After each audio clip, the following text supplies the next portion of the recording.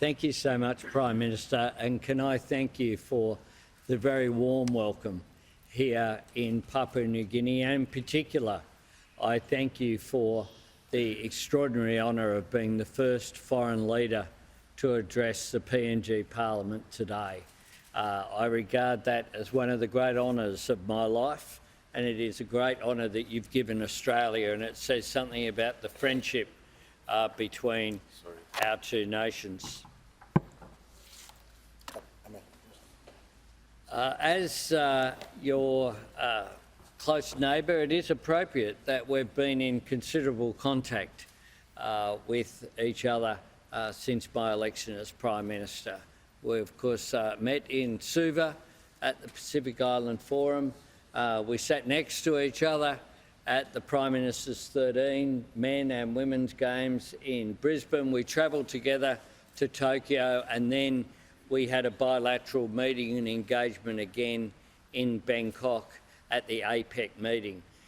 Today, though, is a particularly important one, our fourth bilateral leaders meeting, and which was supplemented by a meeting with so many of your senior ministers that certainly we appreciate the respect that the government has given to the Australian delegation that I've brought here today. Today's annual Leaders Dialogue has strengthened the incredible partnership which our two countries has, a comprehensive partnership of equals, as I spoke about at the Parliament. It's based upon the fact that our economic cooperation and our security cooperation is in both of our interests. Our interests are indivisible. You can't have a more secure Papua New Guinea without a more secure Australia, and vice versa.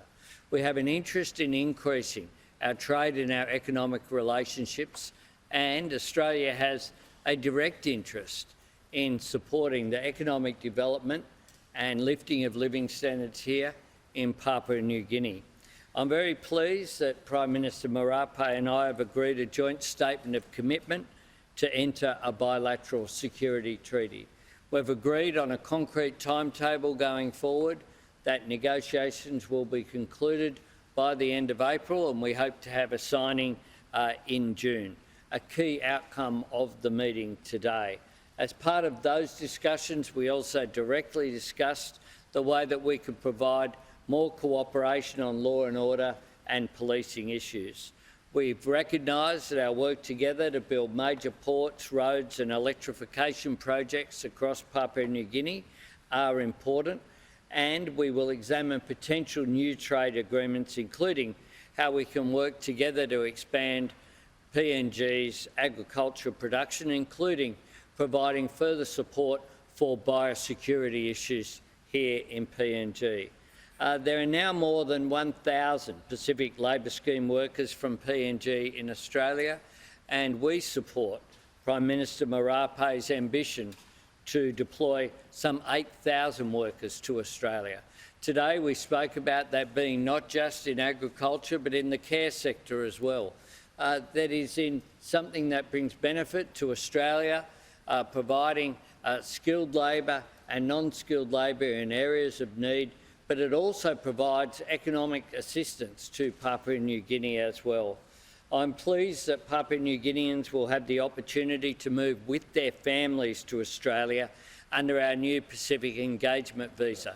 That was a clear commitment that we gave at the federal election, and that commitment is being delivered along with other commitments we made prior to my election in May of last year. We agreed to a reciprocal work and holiday visa arrangement from the 1st of July 2023. Now, apart from economic enhancement, security enhancement, we also have spoken about cultural enhancement between us and just people-to-people engagement as well. Now, one of the areas where that's important is in the area of rugby league. As I told the PNG Parliament when I had the great honour to address it today, I want to see a PNG-based team participate in the NRL, and that's something also that we can work towards. 2025 will be an important date for Papua New Guinea, but it will also be an important date for Australia. and the relationship between the party and government that I'm proud to lead and Prime Minister Marape's government. It was tomorrow I will travel to Wewak to pay tribute to Sir Michael Somare and to sit down and to talk in one of the regions of the Papua New Guinea that is so important historically.